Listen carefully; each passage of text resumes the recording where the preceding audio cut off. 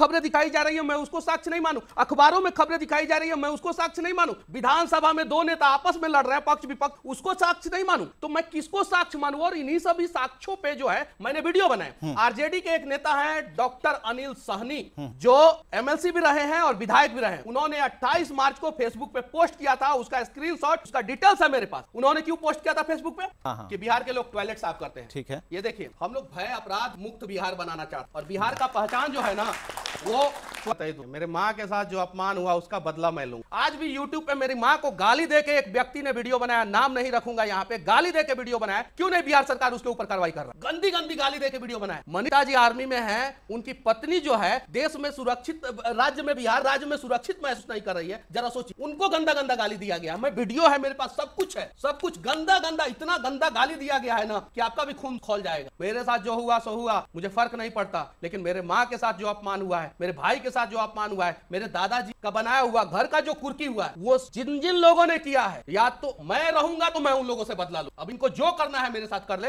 लेकिन मैं जिंदा रहूंगा तो मैं आप लोगों से बदला जरूर लूंगा। मैं किसी को नहीं छोड़ने वाला हूं। जय हिंद, वंदे मातरम। दोस्तों, मित्रों, भाइयों और बहनों, आज के वीडियो में आपका बहुत बहुत स्वागत है। और आज का जो वीडियो है वो न्यूज 18 चैनल से है, जहां पर मनीष कश्यप का इंटरव्यू है। और यहां पर मनीष कश्यप जी ने अपनी जो बातें कही हैं वो आपको जरूर सुननी चाहिए, क्योंकि एक यूट्यूबर है और इनके ऊपर बहुत सारे आरोप लगे कि इन्होंने नॉर्थ और साउथ में जो झगड़ा जो है वो फैलाया, ऐसा कुछ इनके ऊपर आरोप लगा था। इन्होंने कुछ मजदूरों को लेकर एक वीडियो बनाया था कि कर्नाटक में जो बिहार के लोगों के साथ अन्याय हो रहा है और वहां पर नॉर्थ इंडियन के साथ भी अन्याय हो रहा है, तो उसको लेकर उन्होंने अपनी आवाज उठाई थी। लेकिन हुआ कुछ उल्टा ही और उनके ऊपर ही उल्टा एलिगेशन लग गए और इनके ऊपर एनएसए भी लगा दिया गया था, जो कि आतंकवादियों के ऊपर लगता है। और एनएसए लगने के बाद फिर कोर्ट ने एनएसए हटा लिया, क्योंकि सुप्रीम कोर्ट तो, हाई कोर्ट और सुप्रीम कोर्ट तो भारत के न्याय व्यवस्था है और न्याय व्यवस्था चलती है सबूतों और गवाहों के आधार पर। वो किसी नेता के किसी आरोप या किसी उस पे आधार पर नहीं चलती है, तो वहां पर इनको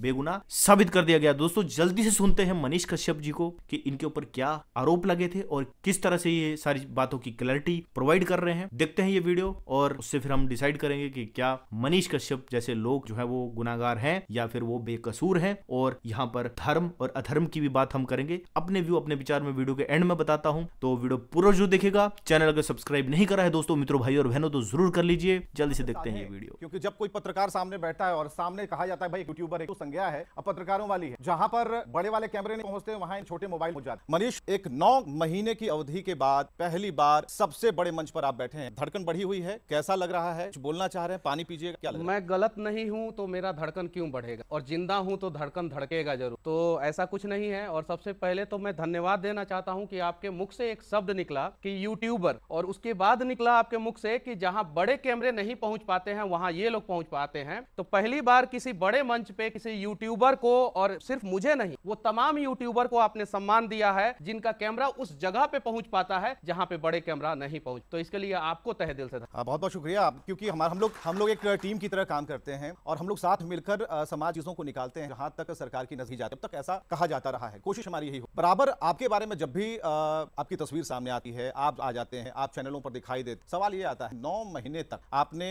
एक सजा काटी। आप बिहारी नहीं, बिहार दूसरे प्रदेश की जेल में बंद रहे, जहां ना आपकी भाषा बोली जाती, जहां न हिंदी थी न आपकी पूरी थी। तो हमें जरा उस अवधि के बारे में बताइए। क्या देखिए, आप देश के किसी और भी कोने में जा सकते हैं जहां पे इंग्लिश भी बोला जाता है, लेकिन तमिलनाडु में थोड़ा सा इंग्लिश भी बहुत कम बोला जाता है। क्योंकि वो अपने भारत का एक राज्य है, तो मैं उस राज्य का और उस राज्य के लोगों का अपमान तो कभी नहीं कर सकता और किसी भी मंच पे बैठ के नहीं कर सकता। मैं बिहार से जितना प्यार करता हूं उतना ही तमिलनाडु से प्यार करता हूं, बिहारी से जितना प्यार करता हूं उतना ही वहां के लोगों से प्यार करता हूं। मेरे साथ साजिश हुआ, 9 महीना के बाद मैं जेल से निकला और दीपावली के समय में कोर्ट ने मेरे ऊपर से एनएसए हटा दिया। अगर मेरे ऊपर एनएसए नहीं लगा होता तो शायद जितना भी एफआईआर मेरे ऊपर हुआ था, 10 एफआईआर हुआ था, 4 बिहार में और 6 तमिलनाडु में, मैं 2 महीना में उन सभी एफआईआर में बेल लेके बाहर निकल जाता। क्योंकि जो धाराएं थी उस उन सभी धाराओं में जो है 1 महीना से ज्यादा कस्टडी नहीं लगता है। किसी भी वकील से आप लोग पूछ सकते हैं। जब कोर्ट ने क्वेश कर दिया, क्वेश मतलब खारिज मतलब खत्म कर दिया कि नहीं मनीष कश्यप देशद्रोही नहीं है, ये कोर्ट ने बताया।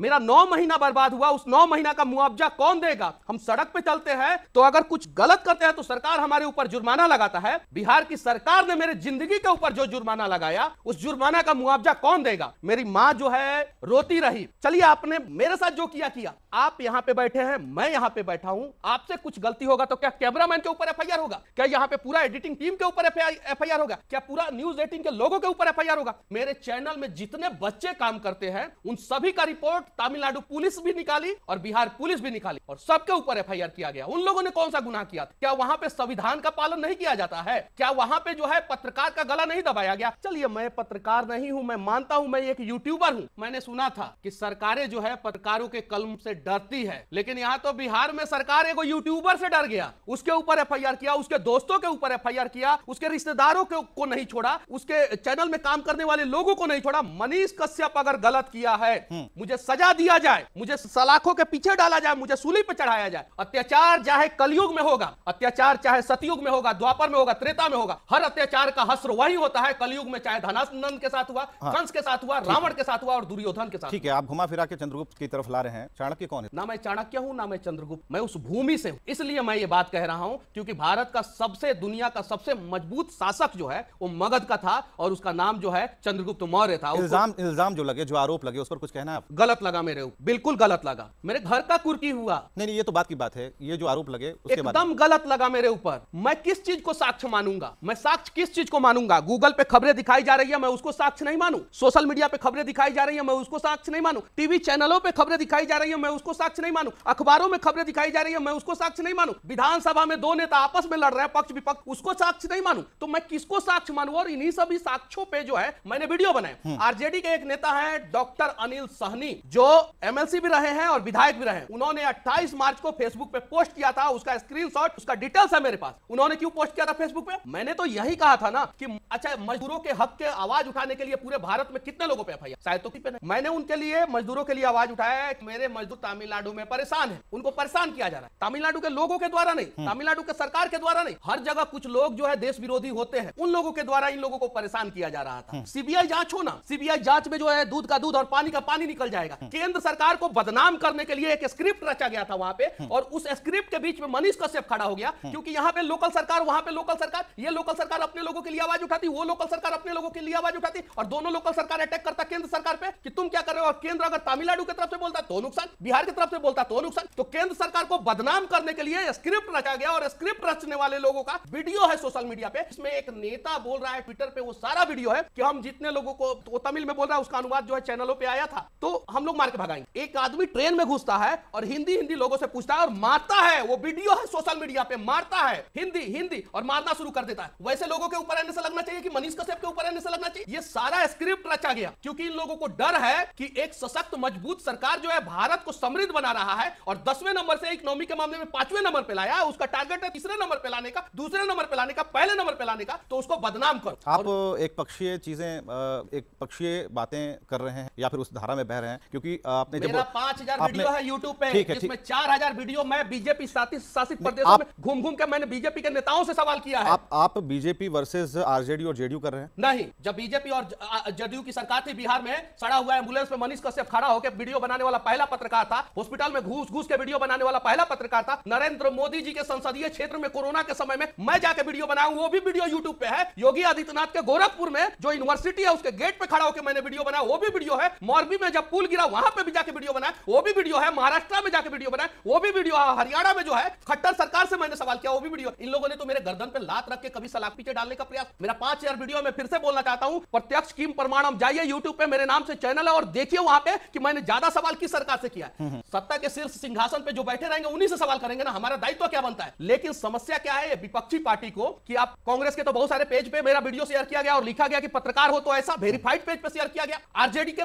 फेसबुक पेज पे मेरा वीडियो शेयर किया गया। जब मसौड़ी में मैंने पुलिस वालों को रंगे हाथ से, जब बीजेपी और जदयू की सरकार थी बिहार में, रंगे हाथ घूस लेते हुए पकड़ा, वो वीडियो बनाए, आरजेडी ने अपने पेज पे शेयर किया कि पत्रकार हो तो ऐसा। जब आप विपक्ष में थे और मैं बीजेपी और जदयू से सवाल पूछ रहा था तो सबसे बढ़िया मनीष पत्रकार, और जब आप सत्ता में आए और आपसे सिर्फ 4 सवाल पूछा कि आप 1 मार्च को क्यों गए थे, और जब आप गए तो सिर्फ बर्थडे का केक खाए हैं कि वहां पे स्टालिन जी से पूछे भी है कि मजदूर के साथ। देखिए ये सारा चीज जो है सिर्फ और सिर्फ 1 मिनट के वीडियो में खत्म हो सकता था। वहां पे राजकुमार जी गए थे और वहां पे मुख्यमंत्री जो है तमिलनाडु में, वो भी एगो राजा के बेटा ही है स्टालिन जी, उनसे वीडियो बनाते पूछते कि हमें सोशल मीडिया पे देखने को मिल रहा है कि बिहार के मजदूर परेशान है। स्टालिन जी नहीं परेशान, बात खत्म, वहीं पे खत्म। एगो उप मुख्यमंत्री एक मुख्यमंत्री बोल देता, खत्म हो जाता। लेकिन ये साजिश था, इस आग को बढ़ाना था, क्यों नहीं रोका गया? 11 फरवरी से वीडियो वायरल हो रहा था। एक अखबार में, अमर उजाला अखबार में 21 फरवरी को पोर्टल पे लगा ये खबर। 28 फरवरी को पप्पू यादव और डॉक्टर अनिल सहनी जी ने ट्वीट किया ट्विटर पे। 1 मार्च को जो है बिहार के अखबारों में आया, 2 मार्च को बिहार के अखबारों में आया, 2 मार्च को बिहार विधानसभा में हंगामा हुआ, और 3 मार्च को मैं वीडियो बनाया तो सबको छोड़ के मनीष कश्यप को डालेंगे। ये लोग डरे हुए हैं। और इन लोगों जो भी है ना, अभी डिजिटल जमाना है, अभी वो जमाना नहीं है कि तेल डालिए और जलाइए, वो जमाना खत्म। आपने आग की बात की, आपके अंदर कितनी आग है? क्या बस जो आग अभी मुझे निकलती हुई दिख रही है ये आग है, या फिर कुछ ये आग को आप पॉजिटिव एस्पेक्ट्स की तरफ ले जाएंगे? मैं बस इतना ही चाहता हूं कि बिहार सरकार जो है फिर से मुझे जेल में डाल दे, लेकिन मजदूरों का एक बार जनगणना करा दे। जातीय जनगणना हुआ ना, मजदूरों का जनगणना करा दे कि कौन से गांव से, कौन से जिला से कितने लोग जो है बाहर जाके मजदूरी करते हैं और किस टाइप का मजदूरी करते हैं। टॉयलेट साफ करते हैं। तमिलनाडु का एक नेता बोला ना, हम अगर वहां पे होते ना तो उसके छाती पे चढ़ के जो है उसका बाती तोड़ देते। जो बोल दिया कि बिहारी जो है टॉयलेट साफ करता है, हम तो तोड़ देते, सीधा दबा देते, चाहे उसके लिए जो करना हो। कैसे कह सकते हैं हम आपका अपमान कैसे कर सकते हैं? भारत का संविधान सबको समानता का अधिकार देता है और भेदभाव नहीं कर सकते जाति के हिसाब से, कर्म के हिसाब से, वर्ण के हिसाब से। ये संविधान में लिखा हुआ है। उसने पूरे बिहारियों को बोल दिया कि टॉयलेट साफ करते हैं। हम तो वहां रहते तो पूरे बिहारी का अपमान अगर कोई कर। हमें देश से प्यार है, जय हिंद बोलने वाले लोग हैं। भारत का कोई भी कोना हो, हम उतना ही प्यार करते हैं जितना बिहार से करते हैं। अगर कोई दूसरे राज्य का भी अपमान करेगा तो भी हम लोग खड़े मिलेंगे। लेकिन कैसे बोल दिया कि टॉयलेट साफ करते हैं? क्यों नहीं बिहार का नेता लोग जो है उसके ऊपर एनए से लगा के जो है बिहार में केस डाला? एनए से छोड़ दीजिए, छोटा सा केस गलत है भाई। बोले थे ना, अभी कोई एक नेता बोले थे कि नहीं बोले थे, नाम रख देंगे तो फिर से ये लोग केस करेगा। अभी जो लोग सुनेंगे इसे वो कहेंगे कि राजनेता बनने की तरफ आप बढ़ रहे हैं, नेता बनना चाहते हैं, नेतागिरी करना चाहते नेता बनना क्या गुनाह है? क्या गलत चीज है? क्या नेता बनना? क्या गलत लोग ही सिर्फ नेता बनेंगे? क्या पॉलिटिक्स में आएंगे? क्या राजा का बेटा ही सिर्फ राजा बनेगा? क्या नेता का बेटा ही सिर्फ नेता बनेगा? क्या सिर्फ पैसा वाला नेता बनेंगे? अगर ऐसा है तो, अगर इस चीज को ऐसे लोग गुनाह समझते हैं ना, तो ये गुनाह मैं बार बार करूंगा। लेकिन ये मेरा सपना नहीं है। मैं माइक के साथ जो काम करता था वो करता रहूंगा और मैं किसी से नहीं डरूंगा। फिर माइक उठाऊंगा। और ऐसा नहीं है कि बीजेपी शासित प्रदेशों में जाके मैं वीडियो नहीं बनाऊंगा, वहां पे भी अगर कुछ गलत होगा तो भी मैं वीडियो बनाऊंगा। ये लोगों को जो करना है कर। मुझे बोला गया कि मनीष जी चुप हो जाइए, बिहार में अपराध का ग्राफ इतना बड़ा हुआ है कि दिन में गोली मार दे रहा है, सब रात में गोली मार दे रहा है, सब कुछ कर दे रहा है। हम तो बिना सुरक्षा का घूम रहे हैं बिहार में। हमको ना वाई चाहिए, ना वाई प्लस चाहिए, ना जेड चाहिए, कुछ नहीं। हम बिहारी हैं, बिहार के लोग हमारा सुरक्षा करेंगे, हम बिहार का सुरक्षा करेंगे। हम तो घूम रहे हैं। 2024 में एक नया नेता मिलने वाला है। मैंने इसके बारे में नहीं सोचा है। मैं जो कर रहा हूं वो मैं करता रहूंगा। और जहां भी बिहार तथा बिहारियों का कोई अपमान करेगा, साथ ही देश के किसी भी कोने का या देश का अपमान करेगा, वहां पे मनीष कश्यप खड़ा मिलेगा। अंदर कुछ आपने पहन रखा है क्या? टी शर्ट वगैरह? ये हाँ, देखिएगा बोला थोड़ा, था ना, माइक थोड़ा देखिएगा। उसने बोला था ना वो नेता ने, हाँ। कि बिहार के लोग टॉयलेट साफ करते हैं। ठीक है, ये देखिए, हम लोग भय अपराध मुक्त बिहार बनाना चाहते हैं। और बिहार का पहचान जो है ना, वो टॉयलेट साफ करने वाले लोग नहीं है। हम लोग जय हिंद बोलने वाले लोग हैं। हम लोग देश से प्यार करने वाले लोग हैं। सरहद पे अगर गोली खाने का नौबत आता है तो बिहारी अपना सीना लेके वैसे ही खड़ा होता है जैसे दूसरे राज्य के लोग खड़े होते हैं। जब देश को बचाने की बारी आती है तो हम बिहारी वैसे ही खड़े होते हैं। IAS, IPS, doctor, engineer, CA, carpenter, worker, farmer, सब हमारा बिहार का पहचान है। लेकिन अभी के समय में कुछ भ्रष्ट नेता दिमाग की तरह बिहार की कुर्सी पे फेविक्विक गिरा के, फेविकॉल नहीं, फेविकॉल से भी मजबूत जोड़ होता है फेविक्विक गिरा के कुर्सियां पे बैठ गए। फिर कहेंगे लोग कि आप फेविक्विक वाले से अपने भी ऐड के लिए पैसे ले कहीं। अब हम क्या कहेंगे? राजा रामचंद्र जी से भी सवाल कर दिया लोग, और सीता जी को जो है फिर दोबारा बनवास। एक सवाल ध्यान में आ रहा है, ये तो आरोप की बात हो गई। आरोप पर जो आपका कहना था, इस 9 महीने के गैप में कई बार ऐसा हुआ कि आपकी मां से, आपके भाई से हमारा इंटरेक्शन हुआ। न्यूज़ 18 बराबर उन तक अपनी पहुंच बनाता रहा। मुझे ये बताइए, जहां तक मुझे पता है या फिर जहां तक मैं जानता हूं कि जेल में एक दीवार होती है जो जाली की तरह होती है और तकरीबन 6 से 8 इंच की होती है। इस पार और उस पार में एक बहुत बड़ा गैप होता है, ना आप छू पाते हैं, सिर्फ देख पाते। जब आपसे लोग मिलने जाते थे, जब आप यहाँ आए, क्या भावनाएं होती थी अंदर, क्या लगता था? तमिल 3 महीना हम लोग भावुक। आप रोते भी हैं? मैं रोता रहा तमिलनाडु में 3 महीने। चेन्नई से 4.5 किलोमीटर डायरेक्ट ट्रेन। मेरा अकाउंट सीज कर दिया, मेरे कंपनी का अकाउंट कर, मेरा अकाउंट सीज करना चाहिए। जो मैं अपने कंपनी के स्टाफ को सैलरी देता था उनका अकाउंट। जब लोग मिलने आते थे, दूसरे राज्यों से लोग मिलने आते, तो रोने के अलावा कुछ नहीं। मंगलवार और बृहस्पतिवार को हम लोग थे, मैं अकेले रहता था वहां पे तमिलनाडु। हम लोग इतिहास के पन्नों में पढ़े हैं कि काला पानी का सजा होता है, शायद आप लोगों ने भी पढ़ा होगा। मैं देखा है, नमक, चावल, इमली पानी, जो पानी पूरी आप लोग खाते हैं ना, पीते हैं, वो पानी दही दही का जो मट्ठा होता है ना, उसको चावल में डाल के ये सब खा के मैंने 4 महीना बिताया हुआ। अगर मेरे ऊपर एनएसए नहीं लगा होता, इसको कोर्ट ने खारिज कर दिया, तो मैं शायद 2 महीना के अंदर जेल से बाहर। मुझे इस बात का अफसोस नहीं है कि मेरे ऊपर 6, 8, 10 FIR हुआ। टोटल मेरे ऊपर 18 FIR है। नेचर आप लोग जाके देख लीजिए। किसी ने पाकिस्तान का झंडा फहराया, मैंने विरोध किया। अंग्रेज का मूर्ति था, मैंने विरोध किया। 443 बच्चों का भविष्य बर्बाद किया गया, मैंने विरोध किया। ट्रेन चाहिए था, मैंने विरोध किया। मेरे ऊपर नेचर जाके देख। वैसे व्यक्ति को जो है इन लोगों ने देशद्रोही बनाने का प्रयास किया। कोर्ट ने कहा नहीं, एनएसए इस पर नहीं लगता है। अब जब कोर्ट ने जिन लोगों ने एनएसए लगाया था उनको गलत साबित कर दिया, तो वो लोग मुझे क्या जुर्माना देंगे और उन लोगों को क्यों नहीं दंडित किया जाएगा? ऐसे तो अनेकों लोग जो है दोस्त जेल के सलाखों के पीछे जाते जाएंगे। आप तो रह के आए ना, क्या अंदर क्या आपको लगा? आपने इतने दिनों तक क्या देखा? मैंने देखा कि आज भी आजाद भारत में सरकार के खिलाफ जो भी बोलता है, गलत सरकार के, कुछ सही सरकार भी है। अटल बिहारी वाजपेयी के समय में आप लोगों ने नोट किया होगा, किसी पत्रकार को कभी सलाखों। आज भी जो सरकार है, अगर कुछ लोग चाइना से फंडिंग करा के देश को बदनाम करेंगे तो सरकार तो उन लोगों को रोकेगा। लेकिन मेरे जैसा पत्रकार, आप लोग जाके यूट्यूब पे देखिए वीडियो, मैं बता रहा हूं, मोरबी में गिरा था, वहां पे भी मनीष कश्यप खड़ा। मैंने 4000 5000 में से 4000 वीडियो जो है केंद्र सरकार से मैंने सवाल पूछते हुए, कभी नहीं। सरकार जो है कंस वाली सरकार हो जाते हैं, इसी अत्याचार का शिकार। मुझे इस बात का अफसोस कतई नहीं है कि मैं जेल में गया। आपने कंस उन्हें कहकर खुद को कन्हैया बताया है, क्योंकि आप जेल से जन्म ले रहे हैं। नहीं, मैं कन्हैया नहीं। देश में जितने भी लोग धर्म के रास्ते पे चलने वाले लोग हैं, वो सारे धर्म के रास्ते चलने वाले सारे के सारे कंस। सिर्फ मैं नहीं हूँ। धर्म के रास्ते पे आप चलते हैं, आप भी कन्हैया। यहाँ पे जो लोग बैठे हुए हैं वो सारे के सारे लोग कन्हैया हैं। जो अपने देश को बचाने की बात करते हैं, अपने समाज को, अपने राज्य को बचाने की बात करते हैं, वो सारे के सारे कन्हैया। जो अपने देश को लूटने का प्रयास करता है, जो अपने समाज को लूटने का प्रयास करता है, जो अपने राज्य को बर्बाद करने का प्रयास करता है, वो सारे के सारे कंस। आपने एक का उत्तर नहीं दिया। आप उस गैप की बात मैं कर रहा था, उस जेल में उस गैप के आर और पार, एक तरफ आपकी मां दिखती थी, एक तरफ आपको निहार रही थी। तो वो सिचुएशन के बारे में जरा बताइए। आप बहुत ही कड़ा बोलते हैं और आपने कई बार मुझसे कहा भी। देखिए, मुझे तो मेरे साथ जो हुआ उसका कतई मलाल नहीं है, कतई। मेरे माँ के साथ जो अपमान हुआ उसका बदला मैं लूंगा। आज भी यूट्यूब पे मेरी माँ को गाली देके एक व्यक्ति ने वीडियो बनाया, नाम नहीं रखूंगा यहाँ पे, गाली देके वीडियो बनाया। क्यों नहीं बिहार सरकार उसके ऊपर कार्रवाई कर? गंदी गंदी गाली देके वीडियो बनाया। मनीष कश्यप गुनाहगार है ना, सजा दो मनीष कश्यप। मेरी माँ को गंदी गंदी गाली क्यों दी है? मेरे पिताजी आर्मी में है, उनकी पत्नी जो है देश में सुरक्षित, राज्य में, बिहार राज्य में सुरक्षित महसूस नहीं कर रही है। जरा सोचिए, उनको गंदा गंदा गाली दिया गया। मैं वीडियो है मेरे पास, सब कुछ है, सब कुछ गंदा गंदा, इतना गंदा गाली दिया गया है ना कि आपका भी खून खौल जाएगा। मेरे साथ जो हुआ सो हुआ, मुझे फर्क नहीं पड़ता। लेकिन मेरे माँ के साथ जो अपमान हुआ है, मेरे भाई के साथ जो अपमान हुआ है, मेरे दादाजी का बनाया हुआ घर का जो कुर्की हुआ है, वो जिन जिन लोगों ने किया है, या तो मैं रहूंगा तो मैं उन लोगों से बदला लूं। इनको जो करना है मेरे साथ कर ले, लेकिन मैं जिंदा रहूंगा तो मैं आप लोगों से बदला जरूर लूंगा। मैं किसी को नहीं छोड़ने वाला, क्योंकि मेरे साथ गलत हुआ। बिल्कुल, आपसे बहुत सारे लोग सवाल पूछना चाहते हैं, आगे जाके यूट्यूबर भी बनना चाहेंगे, उन्हें काफी हिम्मत आएगी। चुनाव लड़ेंगे, हाँ या ना?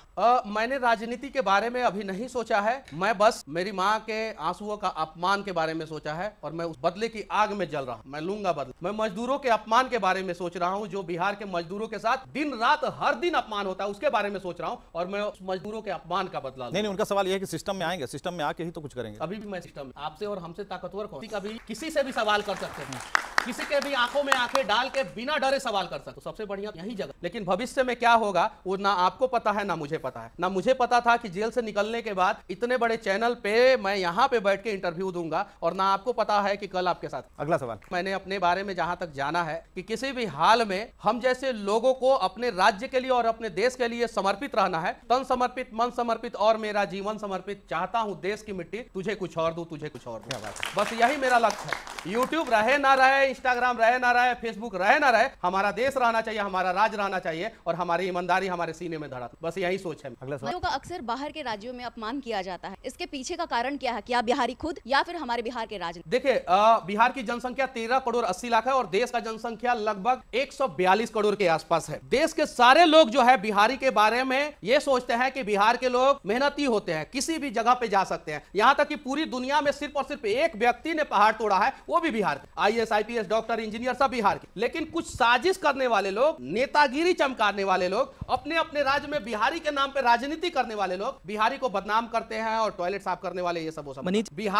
बिहार के लोग सिर्फ एक काम करें कि अगर हम वोट बिहार में बिहार के नेता को देंगे तो अपने बच्चे का इलाज भी बिहार में कराएंगे, अपने बच्चों को पढ़ाएंगे भी बिहार में और अपने बच्चों को नौकरी भी बिहार में दिलाएंगे। जिस दिन ये सोच बिहारियों के अंदर आ जाएगा, मैं दावे के साथ कहता हूं कि उसके बाद 5 साल के अंदर अंदर बिहार पूरे भारत के टॉप 3 राज्यों में से, विकसित राज्यों में से एक राज्य बन जाएगा। मनीष जी, बड़ा आरोप रहता है कि आप ये सब जो करते हैं ये सुर्खियों में बने रहने के। बहुत बढ़िया, एकदम बढ़िया सवाल है। नेताजी लोग ताली बजवा देते हैं पहले, क्योंकि सवाल बहुत बढ़िया कहा है ना आपने। नेताजी लोग सुर्खियों में रहने के लिए झूठ परोस देते हैं, बड़ा बड़ा घोषणा कर देते हैं, कोई दिक्कत नहीं। बड़ा बड़ा सेलिब्रिटी सुर्खियों में रहने के लिए मुंबई के सड़कों पे और बॉलीवुड में और ना जाने कहां कहां किस प्रकार से नाटक करते हैं लोग, कोई दिक्कत नहीं। हम सुर्खियों में रहने के लिए अगर लोगों के समस्याओं को सही ढंग से दिखा देते हैं तो कौन सा गुनाह कर देते हैं, कौन सा गुनाह कर देते हैं। और हमारे सुर्खियों में बने रहने से अगर बिहार का भला हो जाए, बिहार के लोगों का भला हो जाए, गरीबों का भला हो जाए, मजदूरों का भला हो जाए। हमारा तो शुरू से जिस दिन जेल से निकला उसी दिन कहा था कि मजदूरों का 25 लाख का इंश्योरेंस करे बिहार सरकार। अगर दूसरे राज्य में अगर मजदूर के साथ कोई भी हादसा होता है तो बिहार सरकार 25 लाख रुपया दे। और इसके लिए अगर मनीष कश्यप सुर्खियों में बना रहेगा तो ये तो मेरे लिए सौभाग्य की बात और ये आरोप नहीं है, मेरे लिए गर्व की बात। जातीय गणना में कुछ काउंटिंग हुई है आपकी? नहीं, हम तो जेल में बंद थे। नहीं, हमारा कहाँ काउंटिंग करते हैं, हमारे घर का भी काउंटिंग करने नहीं आया सब। कोई नहीं आया? कोई नहीं आया। तो वो परसेंटेज में तो छूट गए होंगे जिस भी जाति से आप आते हैं। हमारा तो सिर्फ एक ही जाति, हम हिंदुस्तानी है बस, ना हम उससे ऊपर है ना उससे नीचे है। हिंदुस्तानी वाला कॉलम वहां पे नहीं था, जाके देखिए, आप दिखाइए, आप देखिए उसमें हिंदुस्तानी वाला अगर कॉलम हो तो जाके देख लीजिए। तो हिंदुस्तानी वाला तो कॉलम था नहीं, इसलिए हमारा गणना नहीं हुआ। तो इस गणना से 1932 या 37 में अंग्रेजों ने गणना किया था, भारत में गणना किया था, वो कभी इंग्लैंड में गणना नहीं की। अगर जातीय जनगणना से बहुत फायदा हो, अंग्रेजों ने भारत में किया था तो वो कभी इंग्लैंड में भी करते। उससे जैन लोगों का परसेंटेज पता है भारत में कितना है? जैसा कि मुझे जानकारी है, थोड़ा ऊपर नीचे हो जाए तो माफी चाहता हूं, पूरे भारत में जैन लोगों का परसेंटेज 1% से भी कम है। लेकिन पूरे भारत के एजुकेशनल इंस्टीट्यूट पे, पूरे भारत के बिजनेस पे, पूरे भारत के हॉस्पिटल पे 60% कब्जा है। उन्होंने कभी ये नहीं सोचा कि हमारी संख्या कम है तो हमारी भागीदारी नहीं हो सकती, हमारी हिस्सेदारी नहीं। उन्होंने उसी को ताकत बना लिया।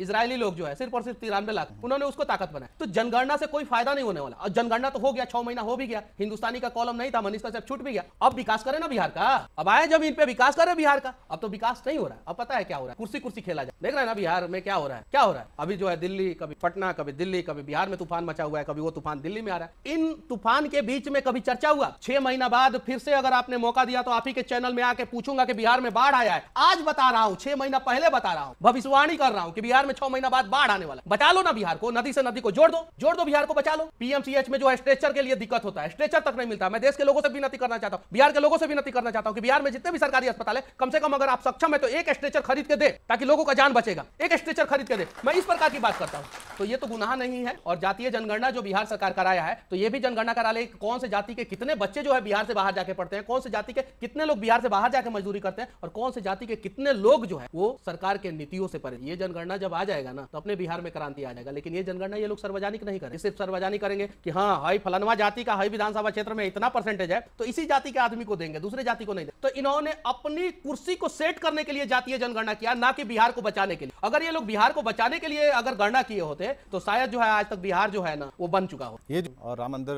को लेकर के भी कई लोग हैं कहना चाहते हैं कि भाई ये पॉलिटिक्स हो रही है, रामलला तो पहले से विराजमान, नया क्या दिखता है और क्या ये इस बार भी वही कार्ड है बीजेपी का? क्या देख रहे हैं, किस तरीके से देखिए? ये ऐसे सवाल जो है नास्तिक लोग करते हैं, हमें भगवान पे भरोसा। आप उठा के देख लीजिए, दुनिया का किसी भी कोने में चले जाइए, जहां पे धर्म का विकास हुआ है उस देश का विकास, जिस राज्य में धर्म का विकास हुआ है उस राज्य का विकास हुआ है। बिहार में ज्यादा मंदिर है कि साउथ में ज्यादा? साउथ में ज्यादा मंदिर है। मंदिर के आसपास जो है लोग जो है दूर दूर से आते हैं भगवान का दर्शन करते हैं। भगवान तो यही कहते हैं कि हमारे होते हुए जो है कोई भूखा ना सोए। जहां मंदिर रहेगा, जहां भगवान रहेंगे, दूसरे जगह से लोग आएंगे, दर्शन करेंगे, सामान खरीदेंगे, बहुत सारे लोगों का रोजी रोटी चलेगा। अब जाके देखिए ना, साउथ में इतने बड़े बड़े मंदिर है, लोग दर्शन करने जाते हैं। साईं तिरुपति जो है कैंसर अस्पताल चला रहा है, यूनिवर्सिटी चला रहा है, वो क्या कर रहा है? वो भगवान के नाम पे कोई राजनीति नहीं कर रहा है, वो तो भगवान का मंदिर बना दिया और भगवान के द्वारा जो है लोगों का विकास कर रहा है। शिरडी मंदिर को देख लीजिए, साउथ में बहुत सारा मंदिर है। इवन बिहार में भी एक हनुमान मंदिर है स्टेशन के पास, आचार्य कुणाल किशोर का बहुत बड़ा योगदान है, उनके वजह से अथक प्रयास से वो बन पाया, वो मंदिर बन पाया। वो मंदिर 5-5 अस्पताल बिहार में चलाता है। अब राम मंदिर बनेगा तो मैं दावे के साथ कहता हूं कि राम मंदिर भी 50 अस्पताल, 2-4 यूनिवर्सिटी तो जरूर खोलेगा और लोगों का विकास जरूर होगा।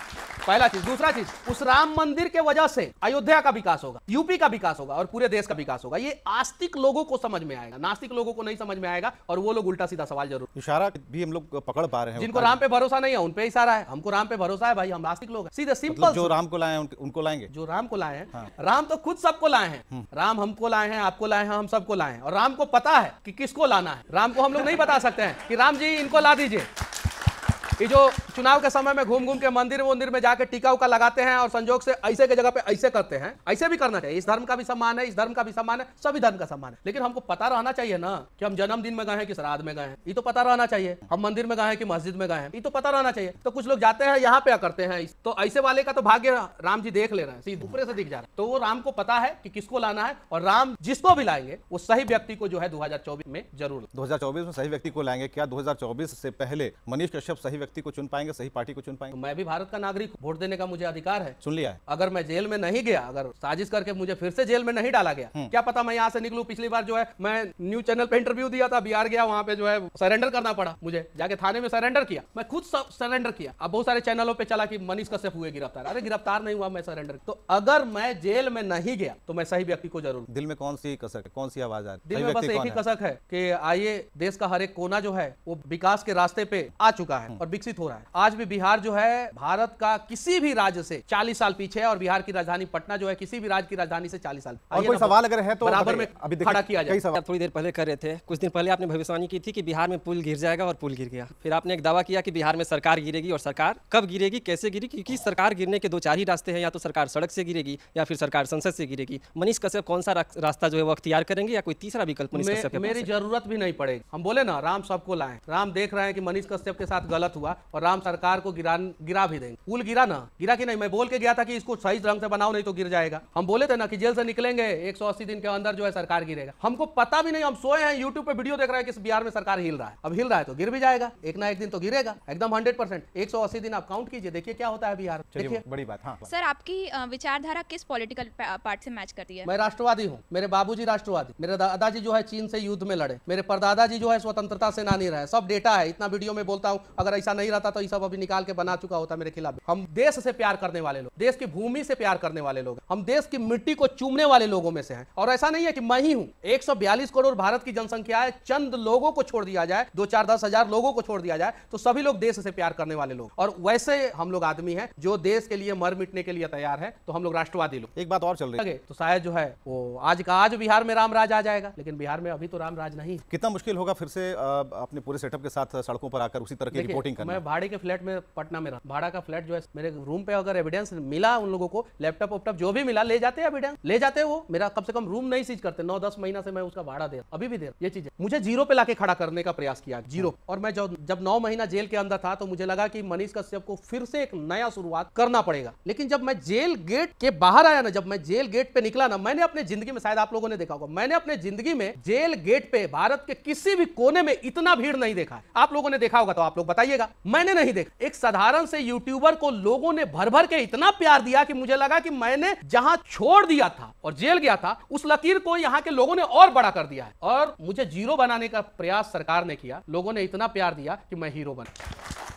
तो दोस्तों, एक यूट्यूबर को सरकार ने 9 महीने जेल में बंद रखा ये सोच के कि उसको जीरो बना दिया जाएगा, लेकिन हुआ उल्टा ही, और होता हमेशा उल्टा ही है। जब जब अधर्म का साथ लेकर एक आवाज को दबाने का प्रयास किया जाता है, एक ऐसी सच्ची आवाज को दबाने का प्रयास किया जाता है, तो तब क्या होता है ना, कहते हैं यदा यदा ही धर्मस्य ग्लानिर्भवति भारत अभ्युत्थान अधर्मस्य तदात्मानं सृजाम्यहं परित्राणाय च साधूनां विनाशाय च दुष्कृतां धर्म संस्थापनार्थाय संभवानि युगे युगे। तो जब जब धर्म की हानि होगी तो फिर उसकी स्थापना भी होगी। ऐसा ही होता आया है, ये एक कड़वा सत्य है। आपने बहुत सारी फिल्में देखी होंगी, फिल्म में विलन लास्ट में मरता ही है। आपने जो हमारे रामायण और महाभारत भी देखे होंगे, उनमें भी जो विलन रावण था और जो कौरव थे, वो लास्ट में उनका अंत हुआ, और उनका अंत हुआ, धर्म की जीत हुई और धर्म की स्थापना हुई। कंस का राज्य का विनाश हुआ, श्री कृष्ण ने धर्म की स्थापना करी।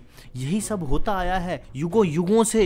हमेशा प्रमाण इसके मिलते आए हैं कि हमेशा सच की जीत होती है, अधर्म की हमेशा हार ही होती आई है। हो सकता है अधर्म कुछ काल खंड के लिए जो है वो अपने चरम पर भी पहुंच जाए, लेकिन अंत में जीत दोस्तों धर्म की ही होती है। अब यहाँ पर वो धर्म, वो हिंद, वो मुसलमान और ये सिख, ये सावर, ये सब धर्म नहीं होते, ये मजहब पंथ संप्रदाय होते हैं।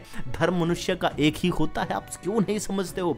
इतने सारे वीडियोस में मैंने खुद कहा है कि सनातन धर्म को फॉलो करो। सनातन धर्म मतलब सही रास्ता, सनातन धर्म मतलब सच का रास्ता, सनातन धर्म मतलब राइट पाथ आपको डिसाइड करना है। ये किताबों में क्या लिखा है, किसी ने क्या मिलावट कर दी, इससे राइट पाथ डिसाइड नहीं होता। राइट पाथ जो है वो आपको खुद ब खुद पता चल जाएगा कि राइट पाथ क्या होता है।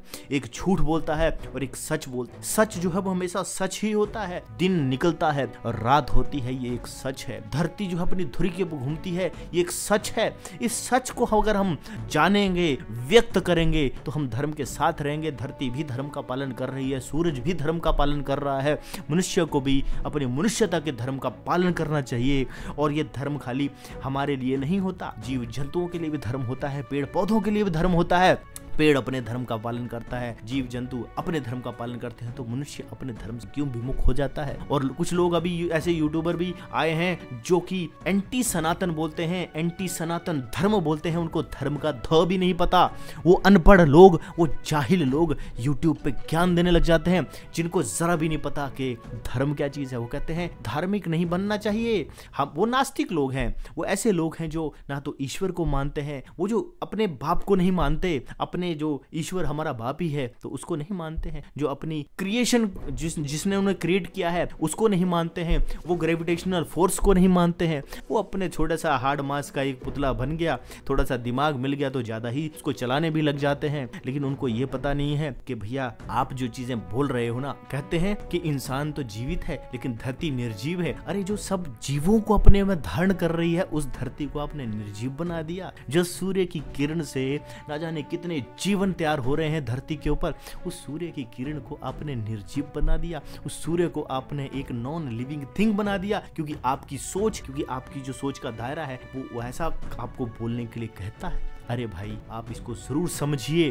कि धर्म क्या है। मैं हमेशा ये बोलता आया हूँ कि हमें अब धर्म के रास्ते पर ही चलना चाहिए। और आपने मनीष कश्यप का भी वीडियो जरूर सुना होगा, तो उन्होंने भी यही कहा कि मेरे साथ अधर्म हुआ, आज मेरे को जो है वो बाहर निकल के मैं आया, कोर्ट ने NS से हटाया तो धर्म की जीत हो गई। और जो लोग ये कहते हैं, अब इन्होंने बहुत बढ़िया बात कही कि जो कहते हैं आप किनको लाएंगे, जो राम को लाए हैं क्या आप उनको लाएंगे, तो इन बहुत बढ़िया बात मनीष कश्यप ने ये कही कि भैया राम को कोई नहीं ला सकता, राम सबको लाने वाले हैं। जो कुछ हो रहा है ना, ये बीजेपी पार्टी नहीं कर रही है या कुछ लोग या हिंदू या वो नहीं कर रहे हैं, धर्म की स्थापना हो रही है। दोस्तों ध्यान से समझिए इस चीज को, धर्म पुनर्स्थापित अपने आप को जरूर करता आया है और करता रहेगा। अंग्रेजों ने हमारे ऊपर 250 साल राज किया, लेकिन उसके बाद धर्म की स्थापना हुई, अंग्रेजों का राज खत्म हुआ और धर्म का राज जो है राज स्थापित हुआ। लेकिन फिर कुछ अधर्मियों ने बीच में, फिर नेताओं ने, कुछ गुंडाओं ने, मतलब जो भी बीच में करा, लेकिन धर्म की स्थापना होती रहती है। अधर्म और धर्म ये दोनों जो है वो चलते रहते हैं, लेकिन जब जब अधर्म हावी होता है